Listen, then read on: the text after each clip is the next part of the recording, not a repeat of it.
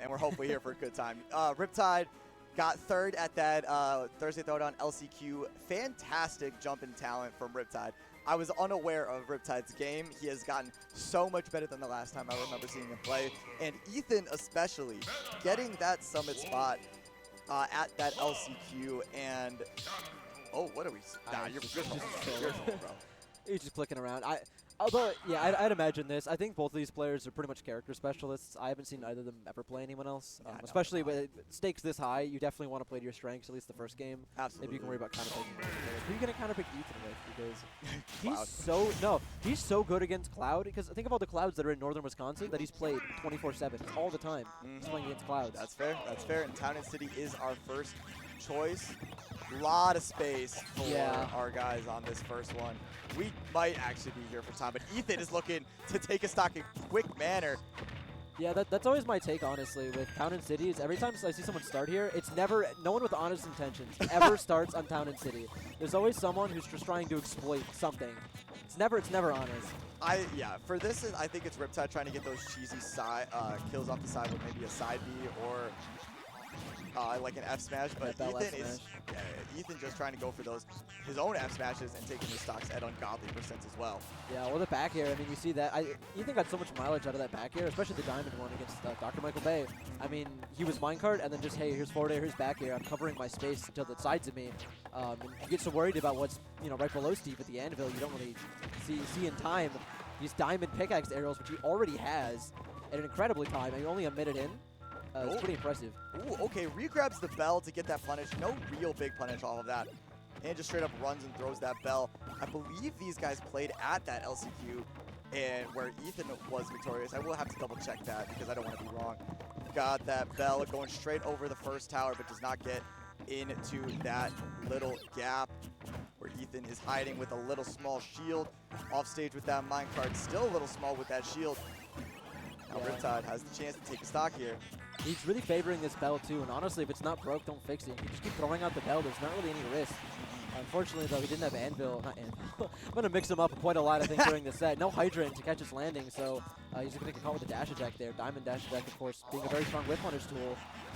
Didn't get the sweet spot of the F smashes Riptide, and now has to go in with a key. Not going to get that not going to hit all three blocks with that fire hydrant, but dodging out of the way of these dash attacks. Going for the key, unable to connect.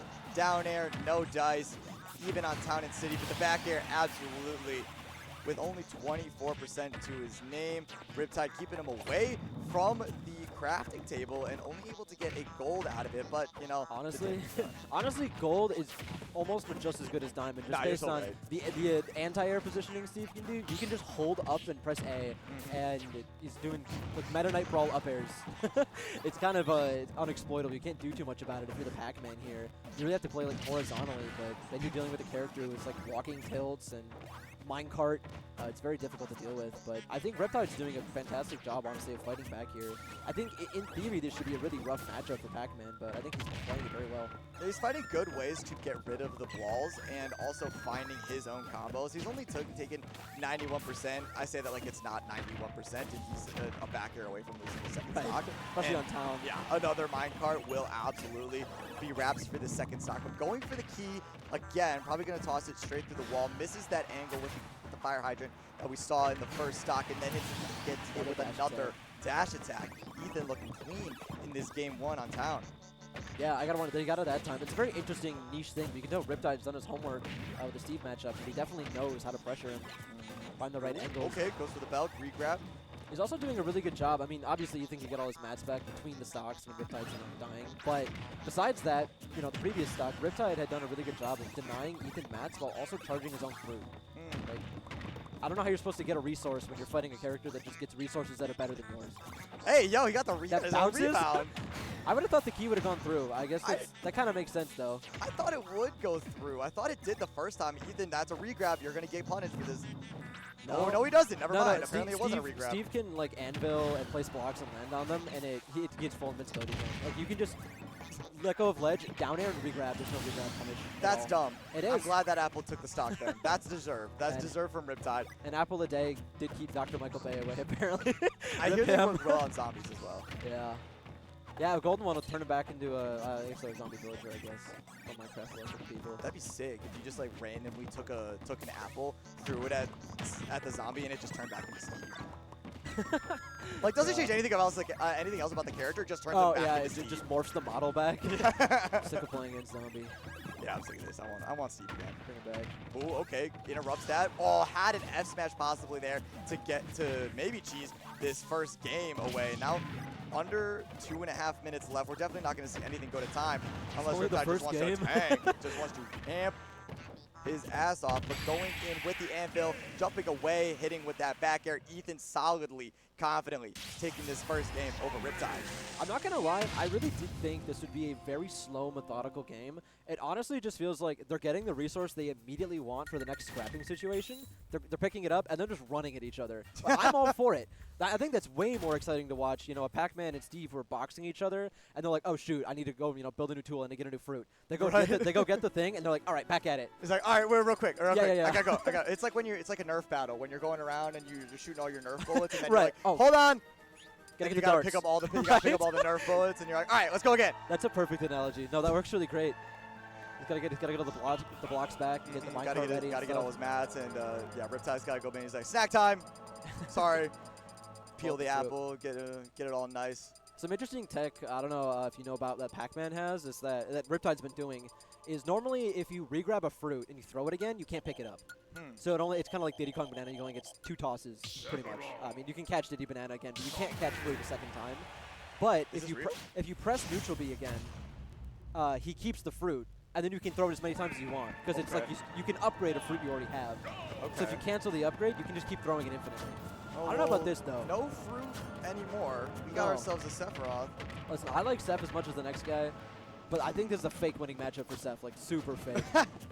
I think Tweak has shown the world that this is not a good matchup for Sephiroth.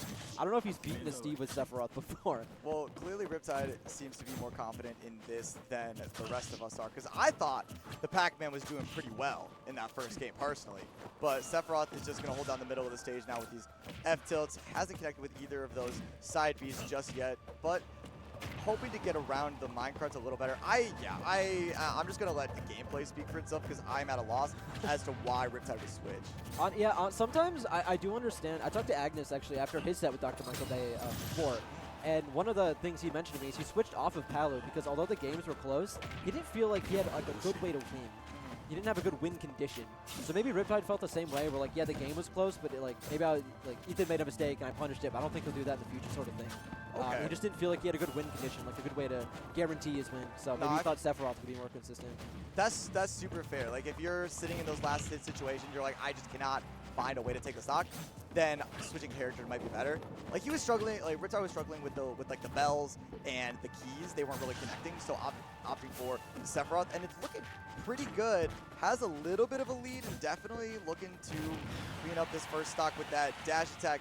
Not quite. Steve is unfortunately pretty heavy as well. F-tilt.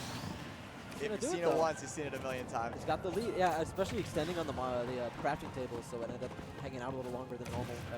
Hitting that get up a lot easier for him, too. I'm all for destroying that crafting table as often as you can, because it does take a good amount of materials for Steve to place another one. And that limits my cart, that limits a lot, that limits his anvils, that limits so many options if you just kill the crafting table. It's a constant drain on his resources. If you watch closely, it's really funny what Ethan's doing to get back to center stage a lot of the time. Sephiroth is not in a good way to contest. Steve just up being towards center stage, and he's completely lagless.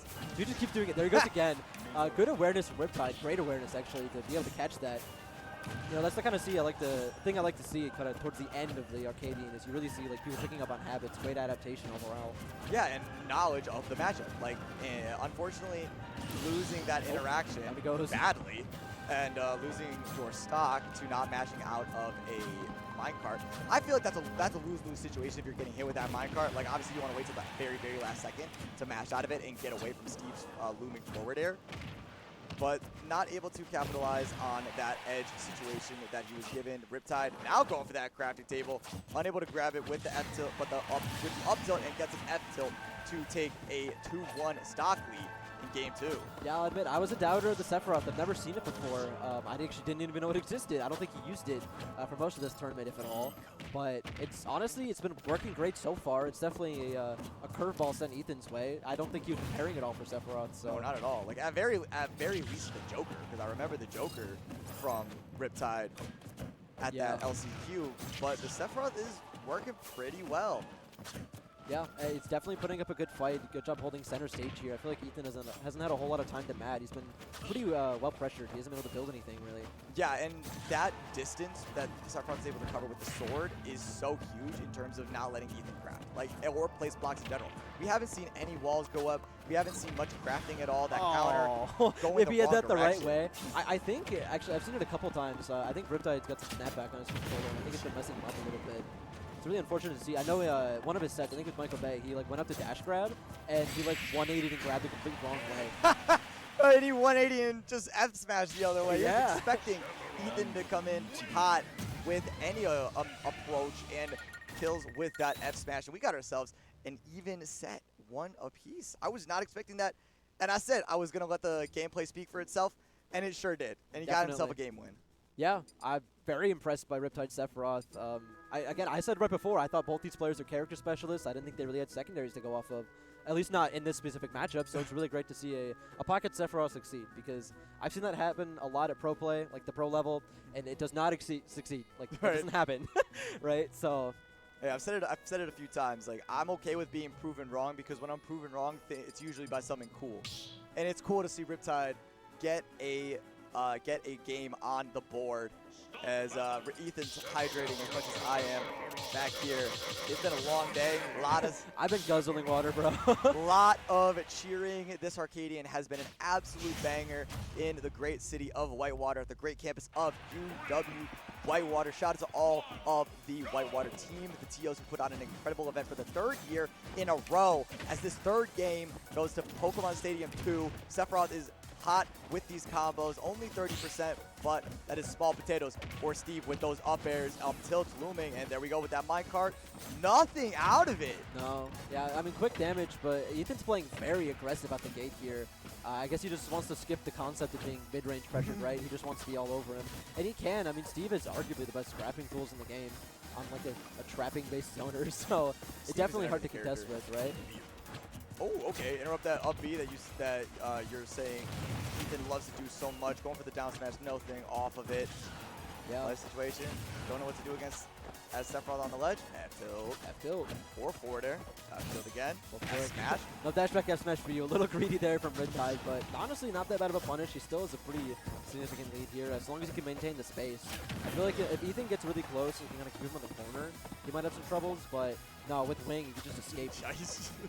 I love that Riptide is not a I'ma stay at ledge Sephiroth with Wing, and he's an I'm gonna triple jump back to the middle of the stage with Wing Sephiroth. Hold forward, yeah. Good job of winning these minecarts too. I think a lot of people, I don't know if it's always the mistake, but they make the mistake of trying to contest like minecarts. Like there's like, oh, if I just hit him in the head, it's fine, like Junior. But he moves like twice as fast as Junior, and he's got like twice as much armor, and the hitbox is bigger. You're not that guy. Just ignore the cart and let him burn the materials, because at least Steve's wasting something, right? Yeah, and a wasted opportunity, Riptide as he SGs. But a tilt into up air, great stuff. You were saying ignore the minecart? No. Well, at that point, it wasn't even a threat, right? I mean, he was so far below him. I'd be worried about Steve dropping an anvil, but even then, that would trade at worst, because some aerials would just go straight through the anvil. Like, I would think Sephiroth's sword would be just an anvil. You'd hope so. I'd hope so too. Oh, you think so? Yeah, right. But you never know. Sometimes the way Ultimate Spaghetti coded together, that just doesn't want to function. This character was spaghetti coded. Okay, there's that anvil. Good nair to get off the ledge. It's probably Sephiroth's best quick option. It's also his safest to land like close with, right? Watching a lot of Sephiroths, like it's trying to threaten nair in a way that like I'm going to nair. Actually, it's like I'm drifting back and doing an aerial. So you want to punish my nair because it's kind of a smaller move. Actually, I'm far away and I'm hitting you for trying to punish it. That's like a really solid game plan for the most part, especially because like Steve doesn't have a lot of good aerial mobility, so it's kind of hard for him to chase you in the air. So Sephiroth can do a lot of drift back aerials here.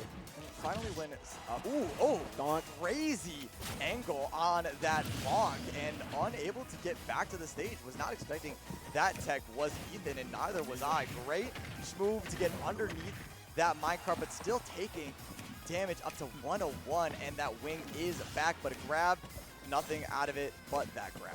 Yeah, honestly, that ladder Ethan just did there. Here we go again, yeah. Little block placement of the up smash. He did that earlier, and he went for a forward air or back air instead. I thought if he went for that and he got it, I would have been very impressed with just the mechanical awareness, because even, like, if you look back at, like, one of Steve's big debuts at, was it SmashCon, Anand versus MKLeo, like, watching that set, Anand wasn't, like, ending a lot of their combos with, you know, anything. It wasn't, like, a lot of kill confirms. It was like, I'm going to do a ladder and just, like, forward air you at the end. The fact that you got Ethan here ending his combos is honestly phenomenal. Here we go. Quick 55. Riptide trying to bring this back. Or, no, sorry, Ethan trying to take this away from Riptide, who has had a lead for the majority of this game. And now that upbeat to the middle of the stage, keeping him a little pressured. There we go. Missing on the forward air, but connecting with that counter. Riptide trying to go up 2-1 in this the parry. Final set. The parry, insane. I'm not sure if that would have broken his shield, but it would have been damn close. It sure was, and that was damn close to keeping him alive. But Riptide going up 2-1. He is psyched, and he's got that crowd behind him. Ethan very, very close in these games. I am shocked and impressed with this Sephiroth, and I am loving every second of it. Yeah, quick thanks to Riptide. Honestly, yeah, lock in, brother. Watching a good Sephiroth is so rare. I feel like, because who would like commit the time and effort to a character like Sephiroth? Like, in a game like Ultimate, there's like, you know, 90-something characters in the game, and it's like, out of all these ones, I'm picking the one that not only costs money, but is also worse than the other ones that cost money, right? I'm gonna pay more money to play this game, so I have a slightly better chance against a character that other people also pay money to play.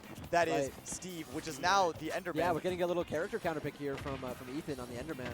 Yeah, obviously way more threatening. I do not want to be looking at an Enderman in the eyes. I don't know much about Minecraft, not my game particularly, but still putting the hands on Sephiroth at the start of this game 4 needs to, in order to keep his tournament life alive. Ethan, early lead that is now dissipated as Sephiroth just F-tilted away.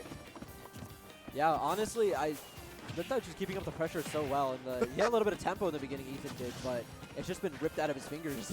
I mean, he's only got dirt and stone to work with, no iron on the table at all, just wooden tools. And he's really just running at him. He's not like mining at all, like unless he's like in complete advantage, you know. You got the dirt and stone age against the wing and the sword of Sephiroth. Now has so much pressure, 131% onto this Enderman, and that F-tilt still is very, very stale, so not going to take that stock, and now has to have a great angle, but not able to do that, and that great start for Riptide is all for naught as this first stock is taken by himself, and Ethan has the lead. He's got to keep it close for the content, right? Yeah, so you're right. You can't have the epic 3-stock comeback if you 3-stock him, right? Exactly. Gonna drop the anvil, almost getting a stage spike there. Great tech from Riptide, or he would have been. Okay. Down he goes. Hey! You know it's for the content. You said it's for the content. You can't make a 3-stock comeback. Yep. You can't have a 3-stock comeback without being down 3 stocks to 1. And now Sephiroth, Riptide has that wing back with incredible speed. I call that one-day delivery for that wing. And we might see an awesome comeback, but Ethan is absolutely locked in, and no tools in hands, no tools necessary. He died again. He died again. Maybe they're not going to go to PS2 again, just so there's no risk of pineappling. I feel like most of the other stages, like even like Town and Cities, you can ride the stage a little better, but PS2 is kind of risky. I do feel like Riptide could have like drifted out just a little bit. I mean, he has an extra jump too with wing and all that.